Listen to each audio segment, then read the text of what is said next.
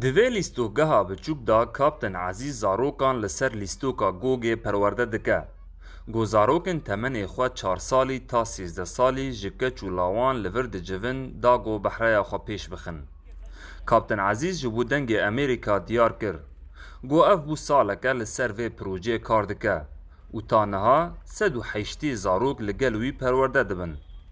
Li gor wî got armanc jê ne tenê perwerdeya Gogê ye lê parastina zarokan ji kolanê ye her wiha parastina derûniya wan. Ezîz dazanîn got astengiya herî mezin li pêş wan rewşa aboriya xerab e got nikarin ji bo zarokan hemû alavên sporê peyda bikin. فريقي ما تشور كاسن كوري ما سؤال كم دست بيت كنا صاروا شنو فوتش هون دست بيت كنا تقريبا لجمع انه حاليا مسابقه تقريبا حيشتي زوري الجماهير طبعا رسومي زوريون رمزيه نا تشكي باور اما اني سير رياض تدريب دبن بني طبعا برامج خوي جدا نجرده سي جاران هر جروب تدريب لجمع اعمار هنا 5 سالي 6 سالي 7 سالي جروب كن نه 10 11 جروب كن 12 13 جروب كي معنا موسا عبدالله got temenê xwe 12 salin hêviya xwe got di pêşerojê da bibe lîstikvanekî navdar û di tîma Real Madrid da bilîze. Li gor Musa got ew roj bi roj pêş dikeve û her carekê tiştekî nû dibe.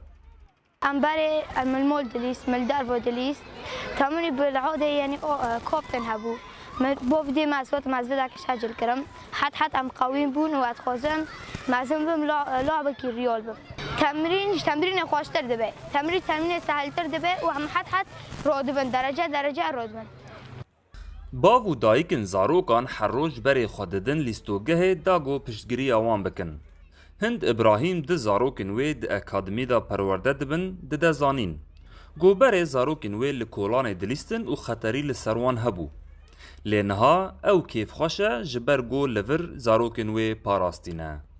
بشكل عام ام پر كيف خوشم و اكاديميه وبو جبر زاريان بر الدروا دليست دروا خطري هي ماكينه هنا زاروك لهاف دخينن د زاروك متينا و داره اس پر كيف خوشم از بين ما پر خوشك پیش تا کتنه هوايه که خوشك سپورت نمید کنه Tê zanîn got herêma Kobanê gelek car di rewşa şer û koçberî re derbas bû û van bûyeran bandoreke xerab li derûniya zarokan kir û avakirina projeyên taybet ji bo zarokan pir girîng e da got jiyana zaroktî bijîn. Mahmûd Balî dengê Amerîka, Kobanê.